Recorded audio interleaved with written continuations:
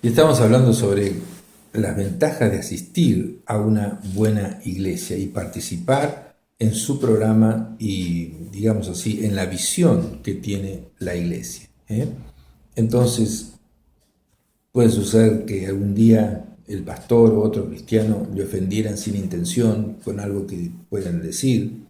Eh, Cuando un hijo lastima los sentimientos de otro en una familia, por lo general los hijos no se van del hogar por eso. Pero cuando lo mismo sucede en la iglesia, algunos cristianos dicen, me ha ofendido, ya no regreso más a la iglesia, voy a adorar en mi casa, voy a quedarme allí y es lo mismo. Tengan cuidado porque ese es el engaño favorito del diablo para debilitar al cristiano y separarlo del Señor.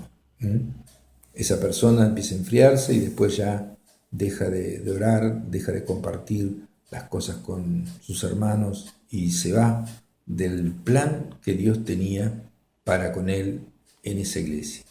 Dios nos manda congregarnos y nos manda sujetarnos a las autoridades de la iglesia, que son las personas que han dedicado sus vidas y son las que Dios le habla.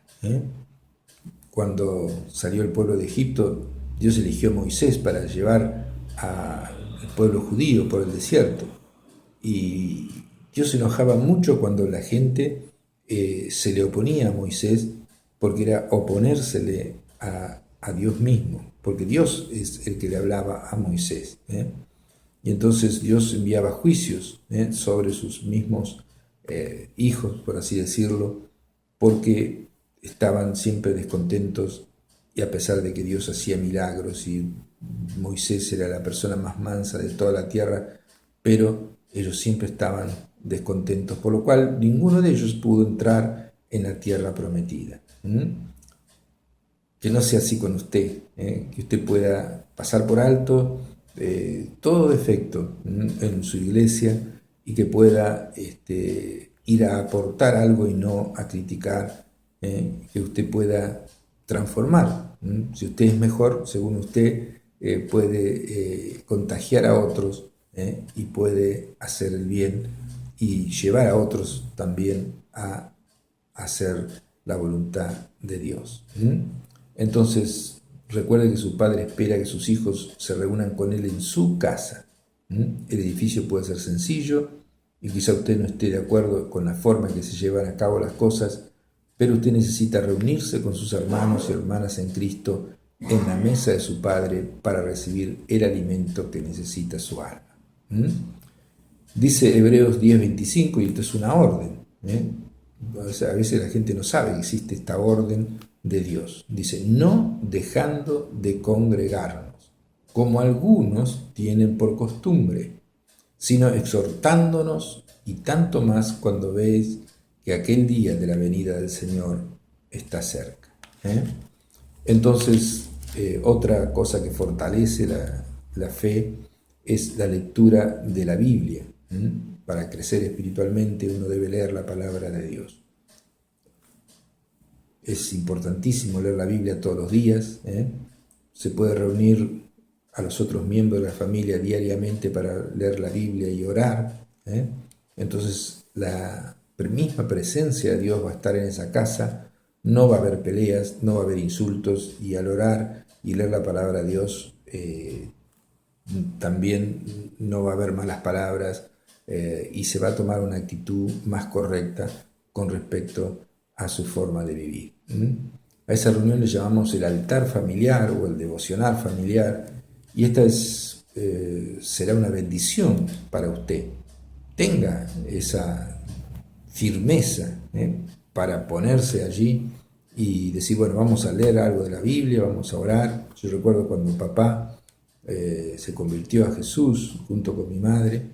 En mi casa vivíamos varias personas y también mi hermano y yo, y en ese momento nosotros no teníamos en cuenta a Dios, pero papá se puso firme y dice, bueno, vamos a leer las Sagradas Escrituras, y cuando íbamos a comer o a almorzar o a cenar, siempre dice, bueno, vamos a orar, y le costaba muchísimo a él orar, porque estaba aprendiendo, pero dice, vamos a dar gracias por estos alimentos. Y mi tío, o una señora que estaba en casa, mi abuela, medio se burlaban de él, pero él dice, vamos a hacer una oración. Y él tenía que vencer su propio orgullo, su propia vergüenza, pero lo hacía. Y así hacemos nosotros ahora, y así hacen mis hijos ahora. Él logró transmitir, porque tuvo esa fuerza de voluntad y no le importó pasar un poco de vergüenza con personas que no tenían en cuenta a Dios, que después todas, absolutamente todas, oraban y se convirtieron a Jesús, y ya 5 de ellas están en el cielo con Dios. Eso es muy importante. Entonces, va a ser una bendición si usted se planta allí y dice, bueno, vamos a tener una oración por los alimentos, vamos a darle gracias. También es muy recomendable en matrimonio tomarse de la mano a la mañana, cuando uno se despierta, y orar juntos, el esposo y la esposa, y también a la noche, el esposo y la esposa antes de dormir, tomarse de la mano y hacer una oración cortita o larga, pero uno allí, si hubo alguna discusión en el día, si hubo algo que uno lo hirió al otro, ahí se puede pedir perdón. La palabra de Dios, al leerla, le va a guiar y fortalecer durante el día, y en el altar familiar se ora unidos por los problemas y las necesidades de cada miembro de la familia. Y cuando usted descubra que Dios actúa, se transformaría, como muchos cristianos, en fervientes oradores, de orar, de rezar, porque Dios es real y responde de una manera real. Por ejemplo, usted no consigue trabajo en ningún lugar, y va, y va, y va, y no consigue, se pone a orar, y al día siguiente alguien viene y le ofrece trabajo. ¿Casualidad? No, fue porque usted oró. Y entonces empieza a descubrir el poder de la oración, y entonces empieza a entusiasmarse y a orar por todas las cosas, y empieza a pedirle a Dios que le guíe, si tiene que tomar una decisión, si tiene que cambiar el auto, qué auto usado va a comprar, o si tiene que comprar uno nuevo. Dios no va a hacer que se equivoque. La persona que está sin Dios está desamparada en este mundo, pero Dios es poderoso, y Él actúa, y Él es el mismo hoy, ayer y por los siglos. Entonces la oración es una de las cosas más importantes del cristiano. Cuando ora, Dios contesta, y usted está trabajando juntamente con Dios. Por tanto, separe tiempo para orar. Cuando despierte en la mañana, comience el día con Dios, y recibirá fortaleza física, moral y espiritual para los problemas que va a enfrentar durante el día. Dele gracias a Dios por sus alimentos antes de comerlos.